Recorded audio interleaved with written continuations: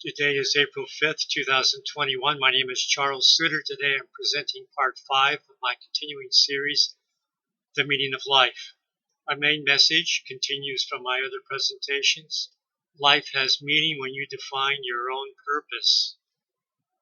Most people develop a crisis of meaning at various points of their life, wherein they begin to wonder, what's it all about? Why am I here, and what is my purpose? Usually these existential moments pass and people carry on with their life, even without necessarily getting clear answers to their philosophical questions, except the ones they give themselves. However, if asked, most people can tell you what's important about their life. Usually they name the activities that give them the most pleasure and the least suffering. As presented in part 1 of this series, in searching the literature for answers to the meaning of life, most answers seem to answer a slightly different question, such as, how should I live my life meaningfully? Apparently, there are no good answers to the existential question, what is the inherent meaning of life? Since no human can know the mind of the Creator. However, to the question, how should I live my life meaningfully? I have discovered at least 9 themes which I am presenting in 3 different presentations, of which this is presentation 2. Number 4 of the possible meanings for your life, you could choose to live your life naturally, spontaneously, and effortlessly. This implies a belief in a freedom of choice in living and engaging life authentically without undue pressure from society. A meaningful life is the freedom to choose according to your own values. Thus, your life purpose is to live according to your uniqueness and special interests. Some philosophers have suggested that a meaningful life is one that is lived spontaneously, without struggle or servitude to overpowering social forces.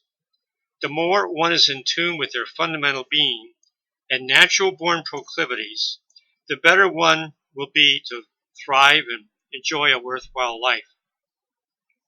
One should not strive to fit the mold that others or society attempts to prescribe on them, but rather to live their life by making intuitively wise choices in the moment. Number 5. One possible meaning you could choose for your life is to live a virtuous life, one based on reason and self-mastery. This would imply a belief that attaining virtue is the highest, most noble calling. A meaningful life would be to cultivate, master, and live a life of perfection. Your life purpose is to discover and perfect in yourself all the human virtues. A life of virtue, says Aristotle, is a way to a meaningful life. By virtue, Aristotle means a reasoned middle path, appropriate to the situation, between the extremes, causing no harm to oneself or others. In other words, temperance. The highest virtue is wisdom, gained from reasoning and the intellectual discourse with others. Other virtues are moral virtues, in which Aristotle enumerated 12 that can be gained by following the moral example of others until they become ingrained in one's own behaviors. A 6th possibility you could choose for the meaning of your life is to strive for enlightenment based upon eternal truths.